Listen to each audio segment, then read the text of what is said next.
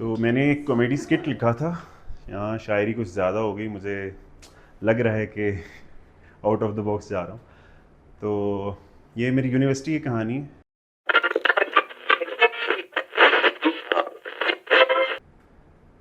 तो यूनिवर्सिटी में मेरा फर्स्ट डे था। तो मैं यूनिवर्सिटी में इंटर हुआ, क्लास में इंटर हुआ, बैठा हुआ था बैक बेंच पे। तो मैम ने पता नहीं कोई ऐसी बात की कि तुम लड़के सब एक जैसे होते हो। एंड आई सेड, क्योंकि हम मेकअप नहीं करते ना।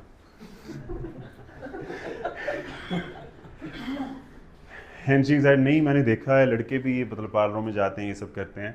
एंड आई रिप्लाइड कि मैम अभी फिर मुकाबला कर लेते हैं ना, लड़कियों की साइड पे देख लें जिन्होंने मेकअप किया और लड़कियों की साइड पे देख लें जिन्होंने मेकअप किया। और उनका जवाब एज एक्सपेक्टेड, मतलब उन्होंने बड़ी रिस्पेक्टफुली कहा कि get out of my class.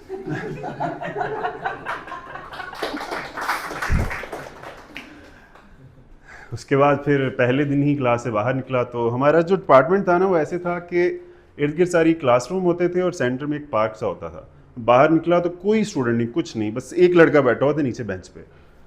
मैं कहा चलो इसी से जाके बात कर लेते हैं। मैं गया नीचे तो उससे बातचीत की तो मुझे पता चला कि वो मेरा ही क्लास फेलो है, जो कि मैम ने 3 दिन के लिए बैन किया हुआ है।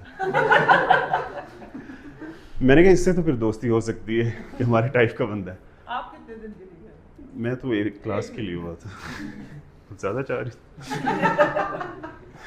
तो उससे मैंने बातचीत की तो वो बंदा ऐसा था कि वो डीमोटिवेशनल स्पीकर बन सकता था।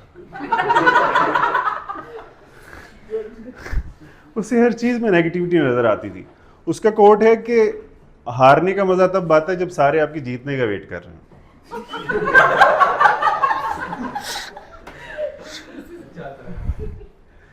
मतलब उसे हर चीज़ में नेगेटिविटी नज़र आती थी कि मतलब हारने का मज़ा तब आता है जब लोग आपके जीतने का वेट कर रहे हैं। उस हर सोल्यूशन का प्रॉब्लम था उसके पास। एक दफ़ा एक कपल था जिसमें लड़की थोड़ी कम खूबसूरत थी, लड़का ज़रा ज़्यादा खूबसूरत था। तो वो जाके लड़की को कह रहा है यू डिज़र्व लेस।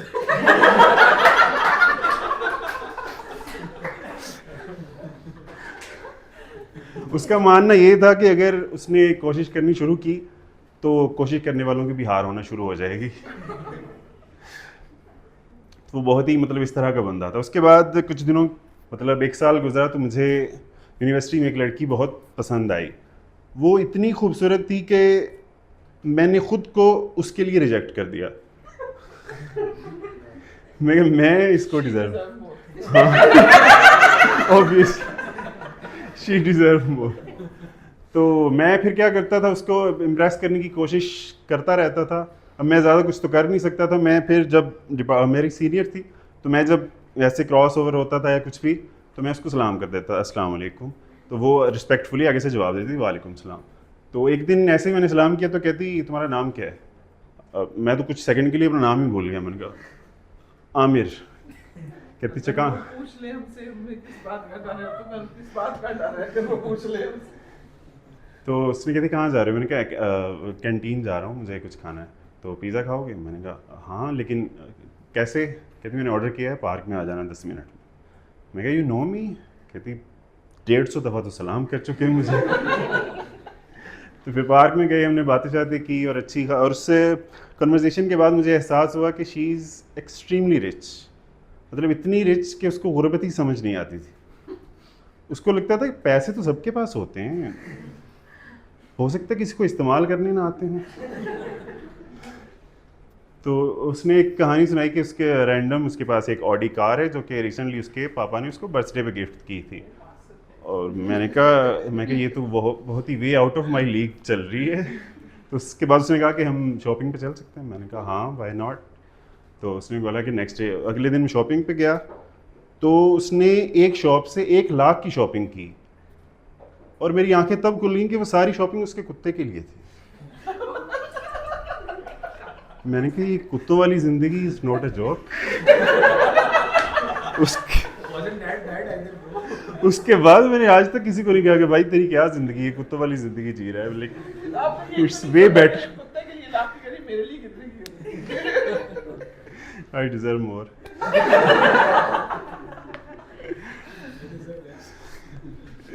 तो उसके बाद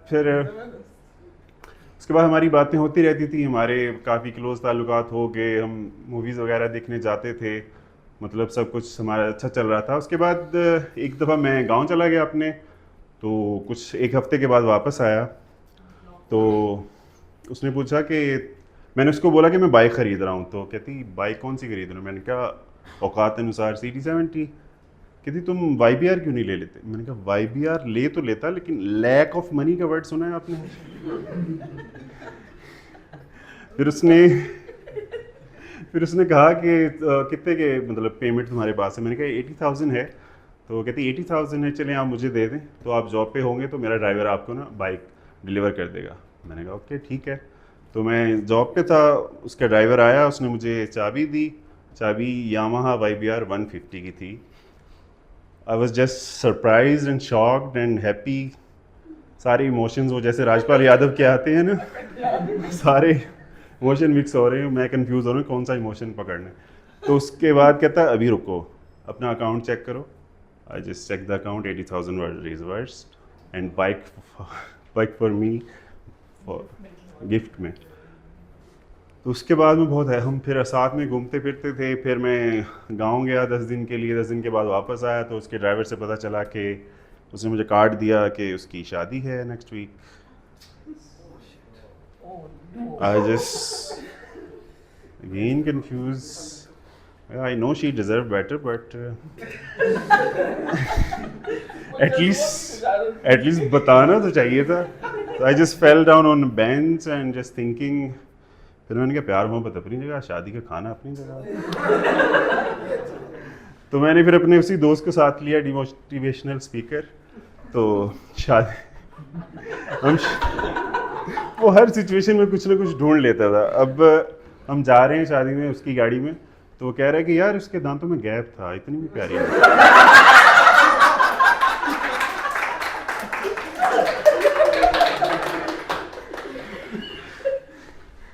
मैंने उसको यूं देखा, चुप रहे. तो फिर हम शादी हाल में पहुंचे, अपना खाना शाना खा रहे थे. इतनी देर में वो दुल्हन बन के आई, स्टेज पे गई. मैं स्टेज पे गया, उनको मुबारकबाद दी. तो आप जितने ही अल्फ़ा मेल बने, वो डायलॉग है मर्द को दर्द नहीं होता, लेकिन तकलीफ़ होती है जब आपकी मोहब्बत, आपका प्यार किसी और के साथ दुल्हन बन के बैठा. That's all.